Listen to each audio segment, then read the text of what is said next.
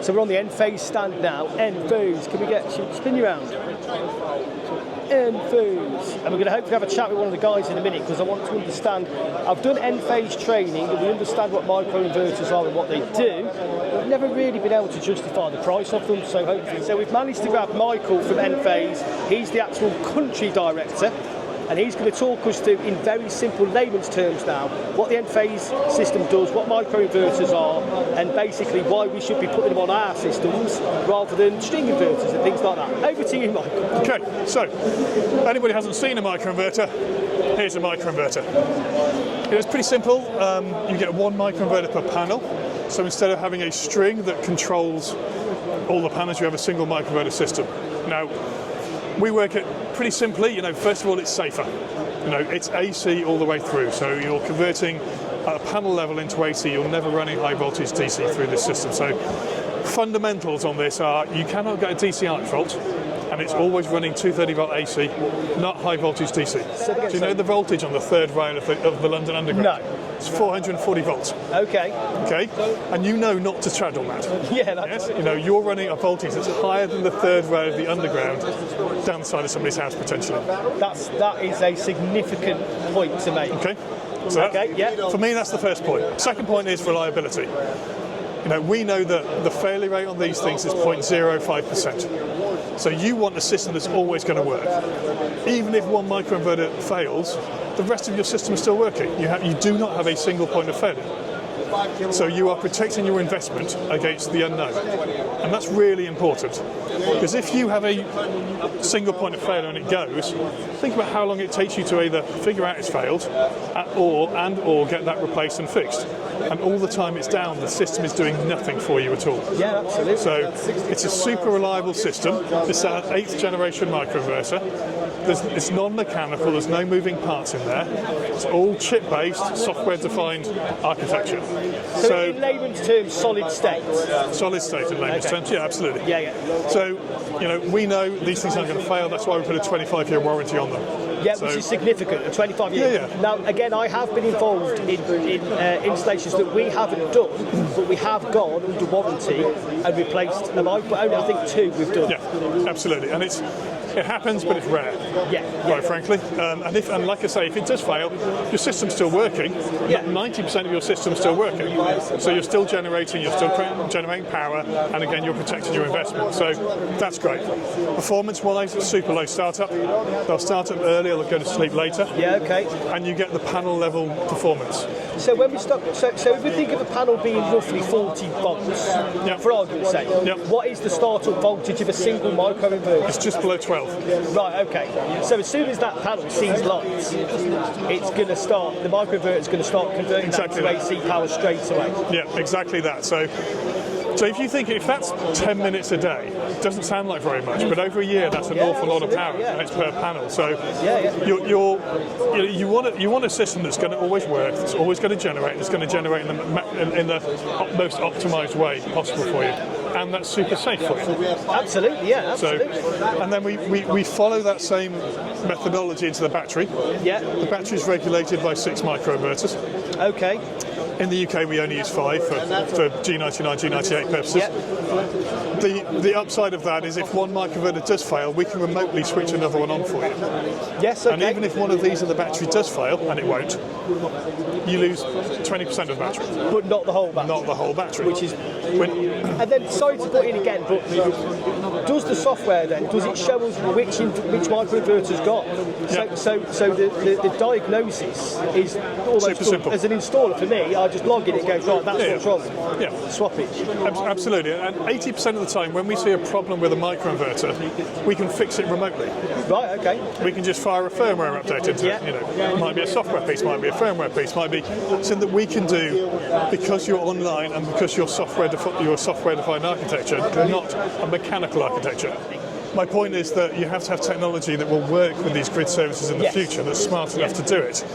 this is, because we are a software-defined business, and that's what we do very, very, very well. So that side of it is your forte. Exactly. We're a Silicon Valley business. Software's at our core. So customer service, software, performance, the right equipment is at our core. So yeah, that's critical to us. What we're excited about is this. Okay. Because I did have a little look at this earlier. I was trying to get someone's attention, and obviously, so I was looking at this. So I think I know what you're going to tell us. This is the big thing at the moment, certainly in the UK, that everybody wants to get their hands on. Okay. The last time I had a power cut at home, I can't remember, but it's certainly the way the market is being driven by the desire, not the demand, or well, it is a demand. I don't think it's a necessity, but it's certainly a desire, isn't it? Yeah. But what I think it does do is, to my mind, it gives people that instant feeling they can be off grid, and that frees them. And I think that's why there's such an appetite for. Yeah, I think it's emotional. Yeah, I think you're right. I think from a rational perspective, if you want it in pounds and pence, it depends on where you live and how critical your demand is, and not to always be on, then it's got question marks. But yeah, I think it's an emotional response, and people want that independence, that grid independence that comes with having backup, and that just in case situation. So yes, this is now ready for the UK. We've just done our first alpha. We're running betas in the next couple of weeks on this product. Okay.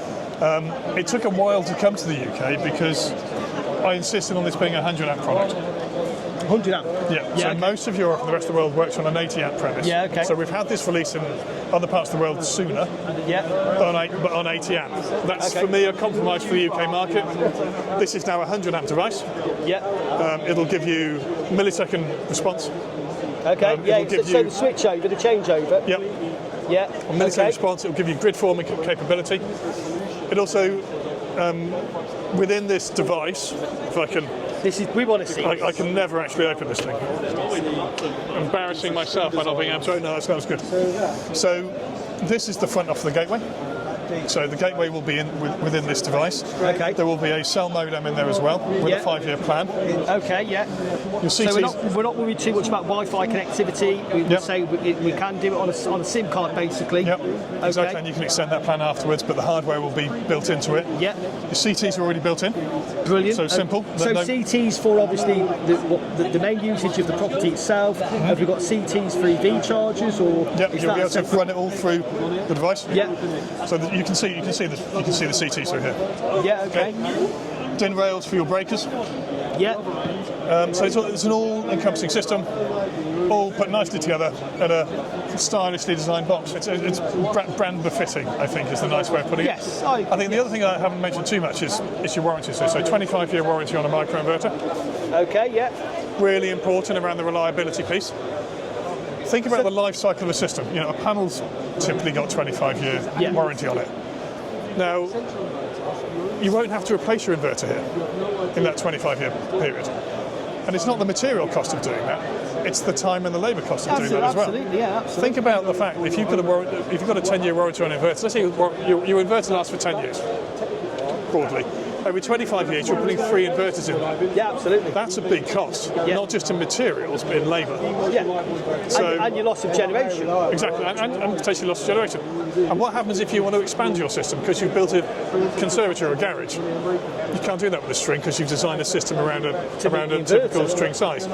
With this, you can just add on. You can go fully modular. Same with the batteries.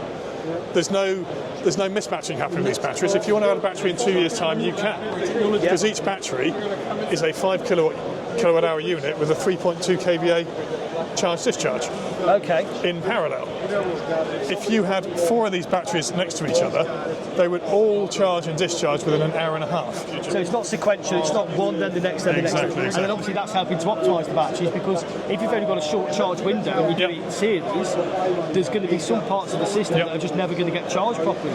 Yeah. And also you think about what you're using it for. You know, you've got battery storage because you want to not pull from the grid. Absolutely. If you have only got a 3.6 kilowatt inverter on there, the minute you turn the shower on, or the kettle and the shower, you're pulling from the grid. Pretty much run the house on that. Yeah, of course you can. Yeah, like I said, there's only be certain times that if you would on battery. So it's December the 21st, winter solstice. It's 6 o'clock. It's absolutely pitch black. You've got the oven on. You've got the kettle on. Someone goes and flicks the 9.5, 10.5 kilowatt shower on. At that point, then you are going to pull a bit from the grid. Yeah. But other than that, Yep. you're absolutely fine. Yeah. So for me, What we're seeing now from string inverter manufacturers is they're putting more trackers on, more MPPT trackers. Okay. But this has never needed that. Doesn't need it. Because one of the big advantages to my understanding of this is that it does away with shading problems. Yep. And obviously multiple roof aspects, difficult roof aspects. This is an absolute no-brainer for that. That's my Yep, understanding. So if absolutely. you've got a tricky roof space, Perfect. then that's what it's for. Well, it's for any roof space, really. If you think about what we've been talking about, so you know, it lends itself better to that scenario than other string inverters do. yeah, absolutely, absolutely. So that's all that. This is pulling the system together. Another piece of the puzzle is the EV charger. Okay. So we released this a couple of months ago. Yeah. It's an EV charger. Yeah. But everything's in here. So it's got mid-meters. It's got seismic fault detection. We're a Californian company. We like seismic fault detection. So what is that then? It means tilt guard. Right, so okay. effectively, if you have an earthquake and it tilts, it'll trip. It'll switch it off. I'm with you, right. Which hasn't got a lot of applications in the UK because we don't get a lot of earthquakes. But I do think if you drive your car into it, or if your kids drive their bike into it, and it rocks it. Especially if it's on a column. Exactly, and it's no longer live, so it's important. Pen fault's in there, RFID's in there, and it works seamlessly with the system. Answering your question, I would say it's safer. You know, it's more reliable. The performance is higher. You can scale the system whenever you want to, because you can add to it, take it away. It's a very, very smart system. I think you'll agree that was a pretty comprehensive rundown from Michael there about why the Enphase system stands above any string inverter system. To my mind, I've known of these systems for years. As I said, I've dabbled with them a little bit. After meeting Michael today and having this chat here, I'm much more inclined to go away and start recommending these systems, certainly than I was an hour ago. Put it Right. So thanks very much. That's my absolute pleasure. Thank you. A colleague of mine used to put it quite nicely. He'll love this. He used to say solar's a lifeboat. So solar's a lifeboat for all of us because we need more capacity on the grid. Flexibility is like putting a cash machine in that lifeboat. And make sure you put in the cash machine in the lifeboat if you're buying today.